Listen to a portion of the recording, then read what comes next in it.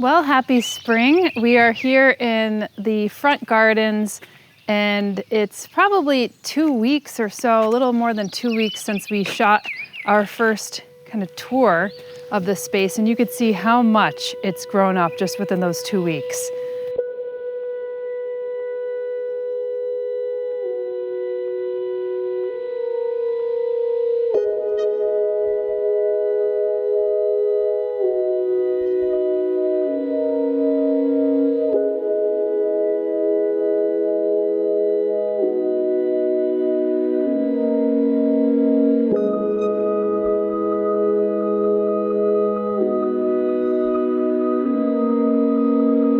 When spring comes, it really does come. And I really wanted to concentrate on this shade garden. And for those of you who've been tuning into the videos for a while, you'll know that this is actually the first garden that we put in.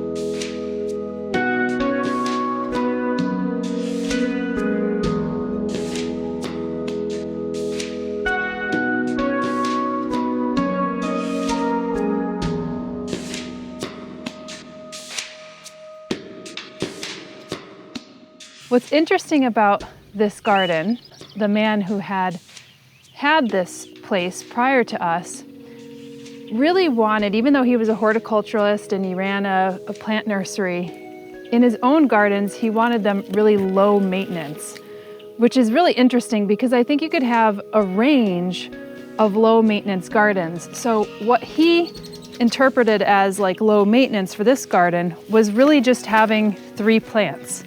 And that was this Acer palmatum, which you see here.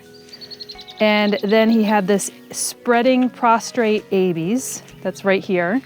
And then he had this weeping white pine.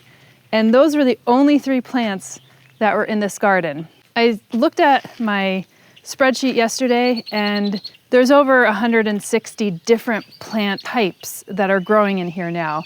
Now, not necessarily species, because we have lots of different types of cultivars. So for example, this is a tiarella, and we have the native tiarella, the Tiarella cordifolia, the straight species, but there's also so many great cultivars as well. I probably have about half a dozen different cultivars, but they have interesting patterns on their leaves, and you see they have this kind of maple-esque or acer-shaped leaf right here. And sometimes those have a bit more red in the venation, for example. This one over here I had recently gotten. And this is a cultivar called Cutting Edge. So you could see that it has a bit more lobes around its leaf. But really, when I was thinking about this garden, I wanted to pay homage to what was already planted in here. And these are 3 real statement pieces: the tree, the abies, and the red-leaved Japanese maple. I wanted to go with more reddish, purplish tones, so that's what you're seeing in here with some of the leaves and some of the flowers that are coming up. But also, this is really a shade garden, and some folks may say, oh, you can't grow much in shade, but this just proves a point that you can. So what I'd like to do is show that, one, the various different plants, and I'll highlight not all 160 of them, but I'll highlight quite a number of them that you could plant in a shade garden, some of them native, some of them not. And also that this is actually a low maintenance garden. So you could have a really diverse, low maintenance garden and not just featuring trees. Now, one of the things that is a benefit to that is like a lot of trees do provide a wildlife benefit. You know, oftentimes if you have flowers, you'll have insects will come to the trees for the flowers. If you have trees like this, sometimes birds will put nests in them. But there's a lot of value that herbaceous plants can also have. And herbaceous plants, particularly ground covers, which is most of what I have here would be considered a ground cover, will prevent any type of weed pressure. And to me, when you have a lot of ground covers and you start to fill in those layers, that to me is a low maintenance garden, because I probably spend all but maybe 5 or 10 minutes weeding some errant weeds in this shade garden. And to me, that's the perfect low maintenance garden, a really heavily diverse, beautiful, full garden that fills in all the gaps between trees like this. So they have the canopy, you have a sub-canopy, and you have this beautiful herbaceous layer. So let's just go through some of them. I think some of the ones that you might see right away that I planted along this border, this is a type of geranium. Now this is not our native geranium, and oftentimes when I don't plant something that's native, I will make sure that we have our native plant species as well. But this is geranium samobor, and I love the red and purple splotching on these leaves. And again, because of the Acer palmatum with the Acer or maple-like leaves, I wanted to get plants in here that kind of mimic that maple-like leaves. And luckily, a lot of understory shade-grown plants have that maple-like leaf, which is pretty cool. Now then I have some of our native geranium, and if you want to see, I'm going to take you over here in our hydrangea or shrubbery. I call it the hydrangea garden or shrubbery garden. Some of these lilac pink ones right here that are just coming up.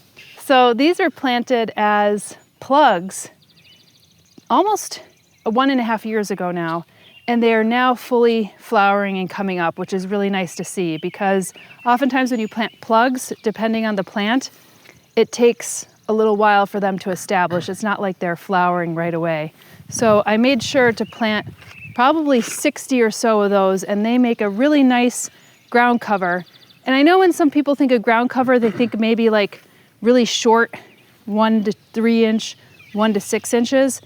But ground cover could also be quite high, and geranium is an example of that. 18 to 24 inches, so that's around a little over 1.5 to 2 feet tall.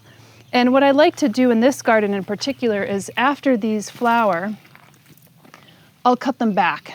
So I'll cut the stalk back, and it starts to look really tidy again. So I don't mind when it's flowering. It gives a little pollinator resource to our pollinators, especially when the sun starts coming out today like it is right now. And then once they start to tip over a little bit, I just kind of chop them off. Now, again... Like where? Like higher? Yeah, I'll usually chop them off like right here. Because they do get kind of tall. So they're almost at their peak flowering stage. This is their peak height, and they still got a lot of flowers coming, you could see. I mean, they're really floriferous, and the color, I think, is just spot on. That kind of purplish red, I think it matches with the Acer palmatum really nicely.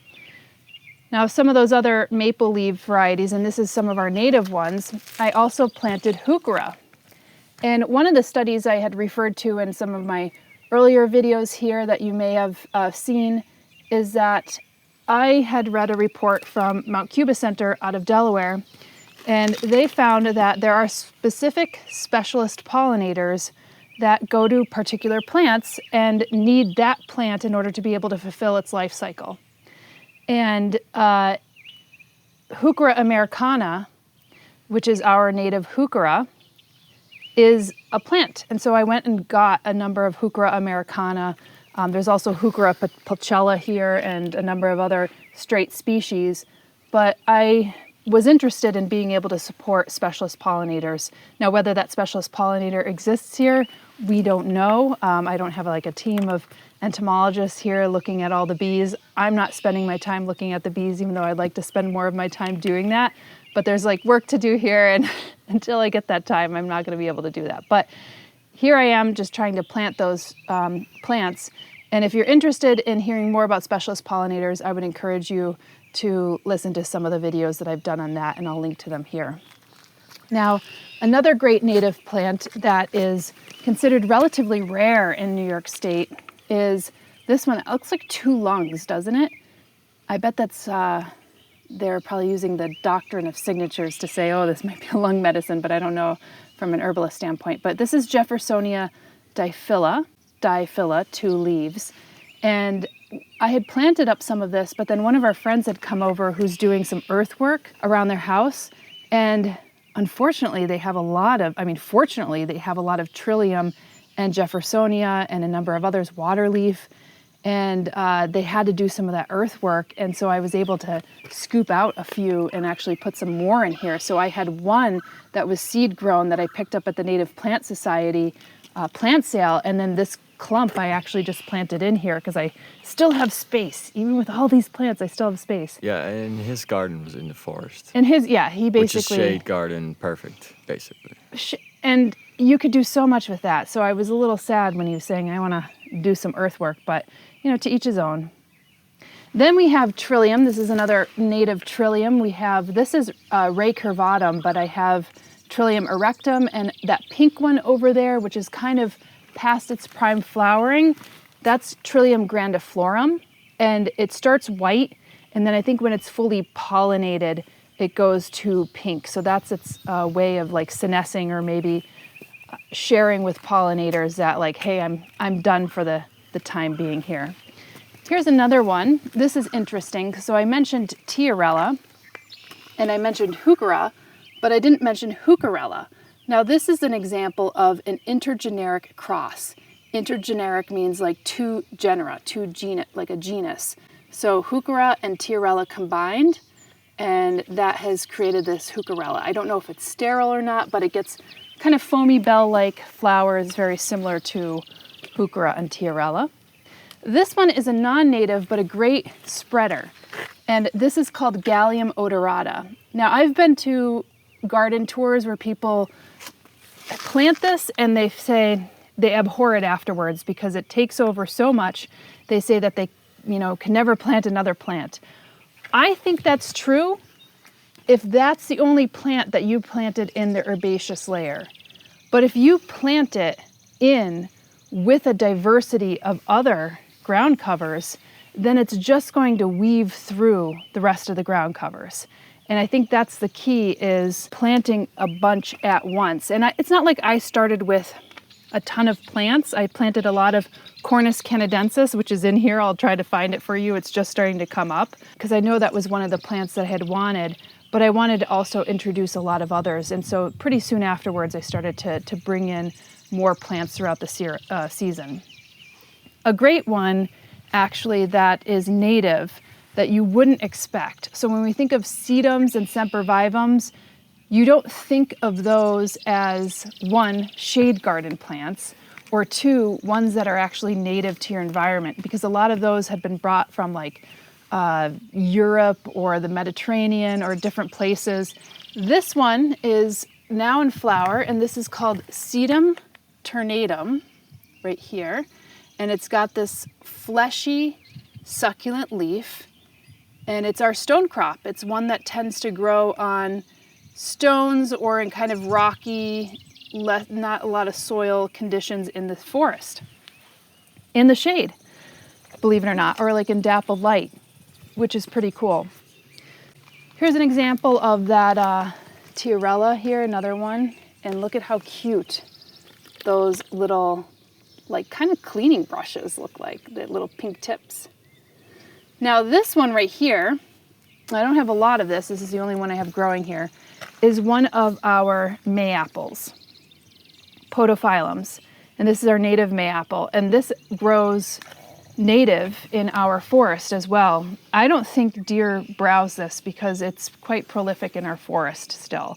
So I figured this one would also be a nice one that I could plant within it. Speaking of deer, what would happen to this garden if you let deer have it? Well, I have to say that there are some plants in here that the deer would absolutely adore, like the Trillium that I mentioned. I think they would eat the Jeffersonia as well. But a lot of these I don't think they would touch. Like a great example of a native plant is this cordate-shaped heartleaf one right here that is really filling out quite nicely because I only had a small bit of that. That is our native ginger. Now, not ginger in the way that you would eat it, but it kind of has a root that smells a bit like that kind of gingery root. And that's our Asarum canadense. And that is one that the deer won't touch, and it's one I'm probably going to plant down by the stumpery that I shared with you, because I want to find more of our native plants that our deer won't eat. We also have like trout lilies, they're throniums that are planted in here somewhere. I don't know where, if I could find them. But those also do not seem to be eaten by deer, and sometimes you just have to walk into your own forest or a forest around your area that's not fenced in, and you see what native plants are growing, and it's probably ones that are unpalatable to deer. But yeah, they would probably eat the tops off the trillium, which doesn't necessarily kill the trillium, but it doesn't make them stronger either. So that's a trillium. This is another one coming up right there. You could see 3 leaves, 3 sepals, 3 petals. Now, let's see where else I could go here. This is funny because this is coming up and I can't remember what this is. And it's got a really well-defined leaf. So I'll have to get back to you on that. This is interesting though, like if we come here, so I have, this could be either a vaccinium or, yes, this might be a vaccinium, and I think this is an arctostaphylos, which is the kinnikinick vine or bearberry. So that's coming in there, but that's spreading a lot less quicker than I imagined. Now this one right here is a non-native, but it's spreading very nicely, and this is an aruncus. I have a steelbay and I have a aruncus that are in here, but these are goat's beards. They're quite small because, again, some of these could grow quite tall. You have goat's beards and you have a steelbays that grow really large, but I wanted to keep this quite small. The larger plants I have in the back, this one is an actia, and this could get a very tall, wispy, white spire that sticks up and is like a pollinator magnet, for sure. You could see that this area has been dug out a bit, and I had planted here at some point, but this is where the groundhog and the chipmunks kind of make their way through the garden, so you just have to kind of go with it. Now, what's interesting about this is that I'll show some videos from the past, but I had planted this in 2 parts.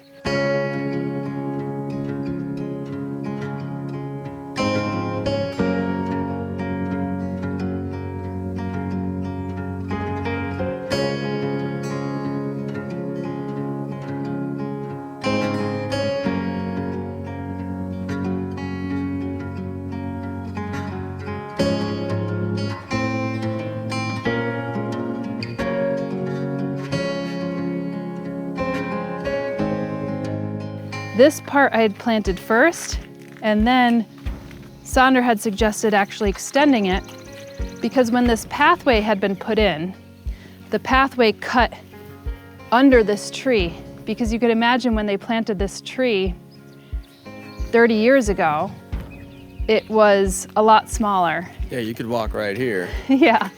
But now that it's grown this big, we might have to extend the path even more. we'll have the same problem in We'll have the 20 same years. problem, yeah, 20 Plus years that, from we'll now. have to move the house too. Yeah, so, typically, would you plant this close to your house with trees? Maybe not, but, they did, and it's something that we have to go with. But you could see that I had planted this section first, which was really dense. Last year when we were showing the shade garden, that section that I just showed you wasn't really that dense. And now you could see the density kind of trailing over there. I didn't plant any Gallium odorata, which is that like white flowering plant, and it's starting to spread over there very nicely. So let's see what else I could share with you here. Oh, the Claytonia, it won't open up its face until it's sunny out. But this is Claytonia virginiana, which is our native spring beauty. I'll show you shots of it when it's fully open. And this is also a specialist pollinator plant. So I got a bunch of seeds of Claytonia and I just kind of spread them in here, and I noticed a bunch of them actually came up this year, which is awesome. So there is a specialist pollinator for Claytonia and a specialist bee, and I wanted to make sure that we actually had that, and I also put it in our hydrangea garden. So a very nice, dainty understated flower that's kind of white with like little pink pinstripes throughout. You'll see I have sedges here. There's a lot of wonderful sedges that grow in the forest. And I was just walking in the forest maybe 2 weeks ago to see what was coming up, see some of our trillium out there. And there's some beautiful little woodland sedges. They almost look like grass. This one has a much more like almost firework display as a carex. So, and then this one is also another one. It has that kind of a bit more plantain shaped leaves. Oh, here is the Cornus canadensis. It's really hard to see, but here it is just coming up right now. So this is one of the first plants that I had planted there. And you could see it's kind of getting gobbled up with all the other plants, but they play nicely with one another. And we have some ferns that are coming up. I can't tell you which one this was that I planted. And here looks like a columbine. So that's another one. So we have some really native columbine called Aquilegia canadensis. And there's one that I planted in here that is a cultivated variety of that called Corbett, which has a white flower.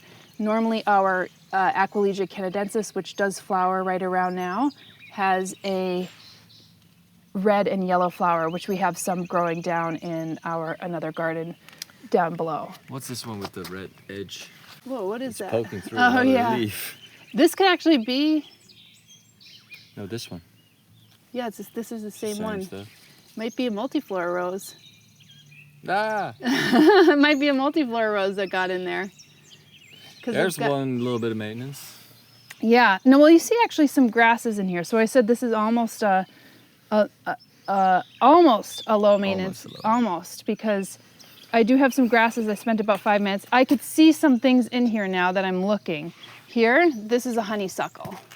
So what happens is sometimes a bird will sit up above and poop out like a honeysuckle berry, and then it just germinates here. But the amount of weeds that you get in here is very, very little. As you can see, I'm pointing out a lot of things, but I do see some grasses kind of growing up in here with the sedges. There's some bare spots, but you know, the amount of effort you have to do is very minimal. Here's one that I forgot to mention. So this is a strawberry. You can see a little strawberry. And this is a cultivated variety called, I think, Golden Alexandria, but it's like an Arctic strawberry, and it does get a little strawberry on it, but not as prolific as some of the cultivated strawberries that you would see. Here's another little honeysuckle. I could tell their leaves. Now, would they eventually take over if you don't take them out? Yeah, I think like they would start, but you know, it doesn't take them. They're not as prolific as. But they're almost easier to pluck out than a weed, or like a grass. Yeah. Grass gets a lot of times, like especially if it's a rhizomatous grass, it gets kind of like thatchy, and then you pull out a big chunk of soil with it. But this is relatively easy, especially when they're this young. This is an interesting one. This is Gaultheria procumbens. So this is our wintergreen, one of our winter greens. So I see that's coming in, not heavily prolific, but. And I have other ones in here like cardamine diphylla, which is our toothwort. I don't know where that is right now. There are some early ones that really came out, like see if I could find one still under here, under the skirt. When this doesn't have its leaves on it, we could really see underneath, but now we can't. But I have some Japanese painted ferns under here, and you could see, if you could pick that up, this is our bloodroot. I have lots of trillium hiding under here. So that's another one. That's enough light for them? That's enough light for them, because a lot of these plants are very shaded. But 2 weeks ago. 2 weeks ago it wasn't. We didn't have any leaves on this, and that's when the bloodroot was actually flowering. So you have these that are kind of called spring ephemerals. They are not kind of called, they are called spring ephemerals. And it means that they come up really early in the spring before everything starts to leaf out. And then they do their flowering, and then the rest of the time they have their leaves on them. So I should show you back here. This was at some point called Dicentra. This is our bleeding hearts. And this is one that I remember from basically my great-grandmother's house. I always loved looking at the bleeding hearts. I mean, every kid loves a shape like that. And this has become extremely prolific, right? I planted this. This was a little stick. Yeah. Because I remember working on the siding here. And there was this tiny little plant, and now it just exploded. Yeah. And then underneath we have hellebores, which you can't see anymore. There's some more that's planted around here, but I'll have to show you those in a close-up. They're still under here. They're like in the understory of that. And then let's see what else I have here. More hellebores that aren't blooming. This is a very short form. I had mentioned this before. It's starting to get these curly leaves, so I wonder if some type of disease had hit it. But this is one of our native viburnums. It does not stop it from flowering though, so you see the flowers are going to be coming up. Another one of our aquilegias. We also have a rue in here. I am like wondering what this flower is. You can see the flowers coming up right around here. So I'm interested. Sometimes I forget even what I've planted in here. It's so diverse. Little, flowers with the bells, green dot on them. Yeah. So those are our leucojums, and those aren't native, but they are very early spring bulbs, and one of the ones that blooms excessively early. So these were blooming back in April when not everything was really blooming in here. The gallium and the tiarella just started blooming, I would say, a few days ago. So the geraniums just about a week ago. So those are well in advance and do provide a nice bit of food for our early pollinators. So we didn't see no weeds in here because, as Sandra had pointed out, there's a multiflora rose that I have to come in there and take out, and some of these little honeysuckles, and a grass here or two. But the point is that there is many different ways to look at a low maintenance garden, and you could have an extremely diverse low maintenance garden. And two, you could also have a great garden for the shade. Now you can see that there's some sun coming in. It will need some bit of sun or dappled sun, but for the most part, this is under shade for the rest of the day. It's shaded by the house. It only gets some of this eastern light in the morning, and then it's pretty much done for the day. That's all the light it gets. But look at the life that you could have. And even if it's not in flower, I find it to be really beautiful because you get so many different textures, colors, and shapes within the leaves. And, you know, even if you went with like 3 or 4 different varieties, you could have an excellent garden. You don't need to get 160 different varieties in here, but I like to kind of push it in my gardens. I like to focus on a lot of diversity. I like to emphasize native plantings, but I don't want to shy away from other cool plants that we've never had in our garden before either. So that's my scoop on the low maintenance shade garden here, and I hope that you've got to enjoy it with me and also learn about some new plants that you can maybe incorporate in your garden as well. We'll be sharing how the gardens and wildscaped areas mature as the seasons progress, so if you enjoy videos like this, be sure to like, subscribe, and hit the notifications button to help us grow and share these videos to more folks. In the meantime, we'll be cracking away at more of the gardens and renovations here at Flock. We'll see you in the next video.